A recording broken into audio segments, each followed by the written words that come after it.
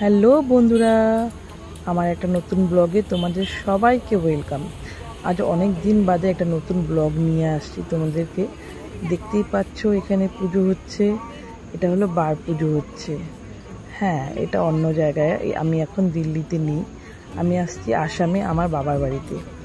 এখানে এসেই তো কি বলবো, আর খুব ব্যস্ত হয়ে গেছি মেয়েকে নিয়ে। আসল কথা, নিজেদের সবাইকে পেয়েছি তো, তাই মানে একটু ভুলিয়ে গেছি। আসাম আসছি আজ 1 মাস হতে চললো প্রায়, তাই ভাবলাম তোমাদের সঙ্গে অনেক দিন ব্লগ শেয়ার করি না, তাই আজ নিয়ে চলে আসলাম একটা নতুন ব্লগ। এখানে হচ্ছে বার পুজো, পাড়ার সব মহিলারা মিলে এই পুজোটা করছে। আর এই পুজোটা প্রতি বছরই হয়, আর পুজোটা হয় ঠিক রাস্তার 3 রাস্তার মানে মাঝখানে। রাস্তার দুপাশে দিয়ে প্রচুর গাড়ি যাচ্ছে, তোমরা দেখতেই পাচ্ছ।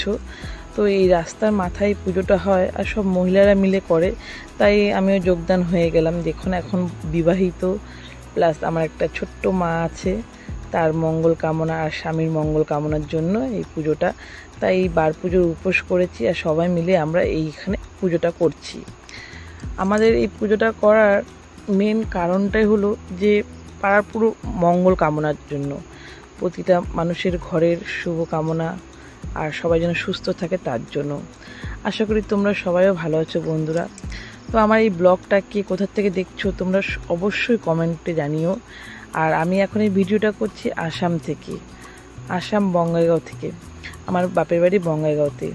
মিষ্টি তো এখানে এসে মানে উৎসাহতে আনন্দে ও মানে ভরে গেছে, খুব ব্যস্ত এখানে। দাদু দিদু মাসি আমি এসব পেয়েছি, আর সাথে অনেক মামারা তো আছেই।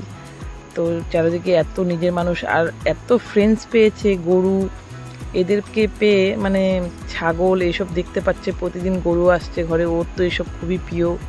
তো এসব দেখে ও মানে সব কিছু ভুলেই গেছে প্রায়। তো আমাদের এখন রিলসও করা হয় না, অনেক দিন হলো ভিডিও করা হয় না। তো ভাবলাম তোমাদের সঙ্গে একটু মনের কথা খুলে বলি। তাই দেখতেই পাচ্ছ এখানে পুজো হয়ে গেছে, আমাদের উপোসে অঞ্জলি দেওয়া হয়ে গেছে, এখন সবাই প্রসাদ নিচ্ছি আমরা। তো প্রসাদ নিয়ে আমরা এখন ঘরে যাব। এই রাস্তায় মাথায় ওই যে দেখো আমার সোনা চলে আসছে, দিদির কোলে বসে আছে।